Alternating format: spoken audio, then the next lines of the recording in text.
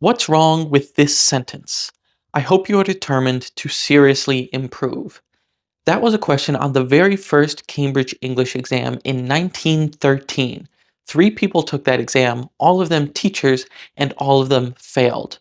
Could you do any better? Go ahead and write down what you think the answer is now and see if you would change it by the end of the video. The BBC included that question in an article about the history of the exam, which has now been taken by over 100 million people. The exam from back then is very different from how it is today. It took about 12 hours to complete, and it was much more about literature translation rather than communication. After all, university education was something for the elite, so people studied English as a subject like ancient Greek or Latin. And while the British Empire had already been spreading the language around the world, it wasn't until after World War II that it truly became the international lingua franca. And that has led the exam to change so that today it's much more about your actual speaking and understanding abilities.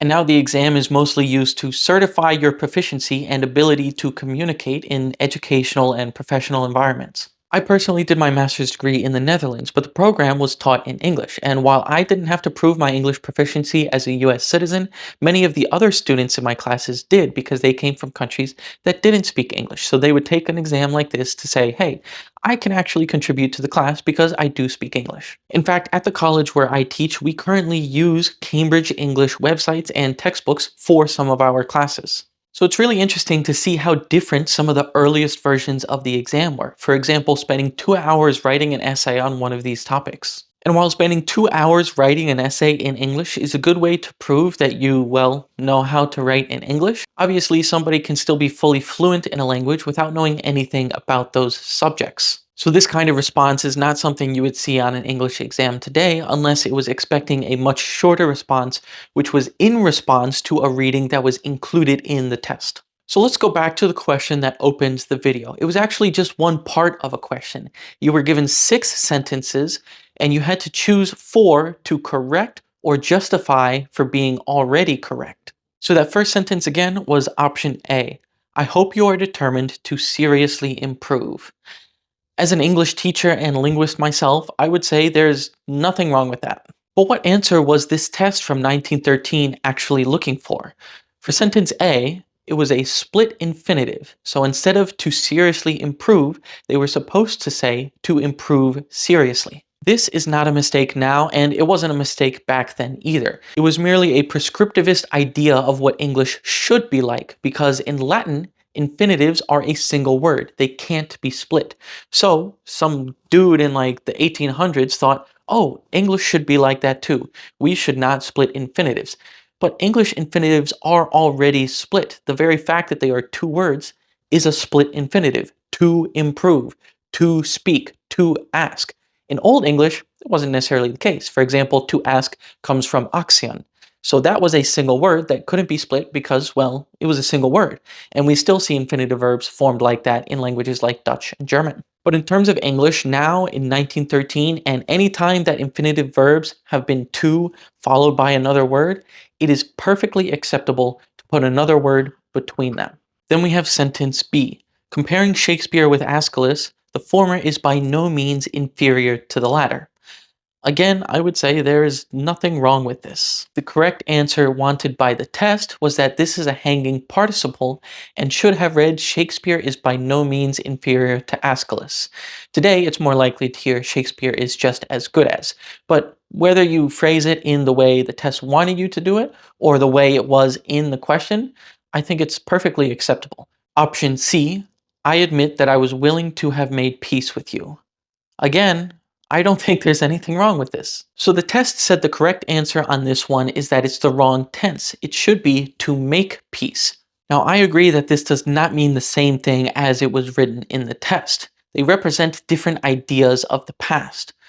But grammatically, I would find both acceptable. They just mean different things. Using the present perfect in the phrasing, I was willing to have made peace, makes it sound more like it was something that existed over a period of time, whereas I was willing to make peace makes it sound like it was just a single event in the past. So I would say if you're speaking a whole conversation in English, which one is correct depends on the context in which it is used. However, just judging this sentence on its own, both are grammatical options. Option D, The statement was incorrect, as anyone familiar with the spot and who was acquainted with the facts will admit.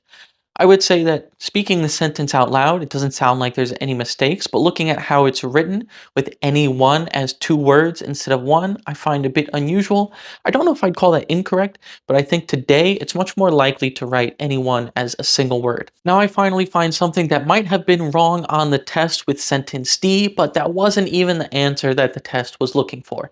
They say the correct answer would be to say would admit instead of will admit. I think both options are grammatical. Saying will admit maybe sounds a bit more certain, like anyone who has this knowledge will definitely admit this, versus saying anyone with this knowledge would admit it if you asked them, but they wouldn't necessarily come right at you with the information. But perhaps this is a difference between my 2025 American English dialect and the 1913 Cambridge English dialect. That's probably what they were testing for. In some dialects today, would definitely be more appropriate in that context. And that goes for all of the answers. Every dialect has its own rules and expectations. We don't all speak the same.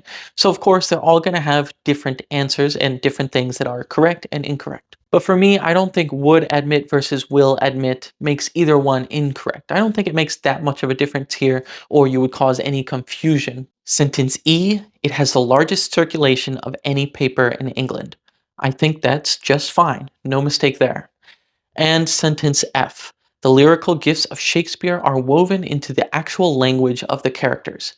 Again, I think that is perfectly fine as it is. These last two sentences, the test both already considered correct, so there's nothing to add. My verdict as a modern day American English speaker, teacher, and linguist, I think all of those sentences are actually okay. The only thing I could really criticize was maybe writing any one as two words, but I still don't really think that's a mistake. I wouldn't consider that wrong if I was grading the test. The Cambridge University Press and Assessment Organization says opinions about correct English grammar have changed. I agree, but we should also point out the difference between opinions about correct English grammar and actual correct English grammar, both of which have changed in the past 100 years. Language is created and defined by its native speakers. If you're a native speaker of English, the way you speak creates and defines the rules. That's why linguists often say something like, native speakers can't make mistakes. Now, if a native speaker said something like, work, car, river, park, by, did he, you? Obviously, that makes no sense. That's a mistake. And absolutely, native speakers can just completely say things that don't make any sense. And they're like, wait a minute, that's not what I meant to say at all. But if native speakers say something and their peers, the people they grew up with, the people who speak like them, understand it and can use it in the same way, then that is the language. Those are the grammar rules. The sentence I gave just a minute ago is an example of breaking the rules, because in English, we can't put words together in that order. It wouldn't make any sense.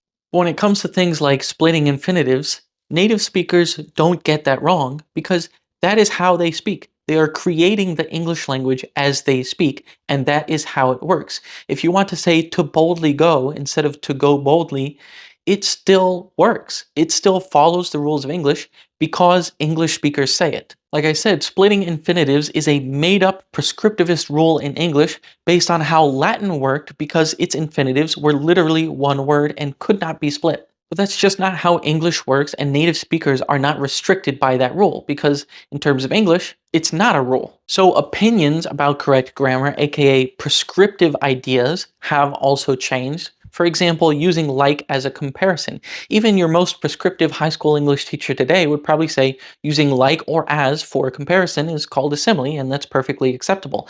But 100 years ago, that was not the case. Using like as a comparison instead of as was frowned upon. And new prescriptive opinions come and go as well. For example, you're supposed to say ask instead of ax.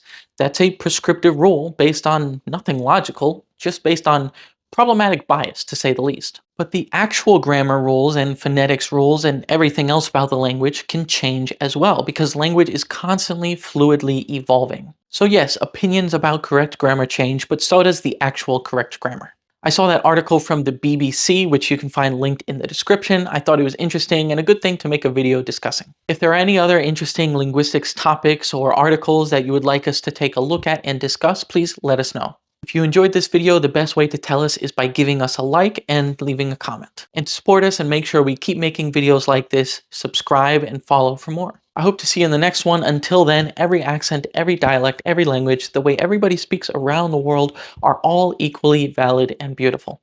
Ciao.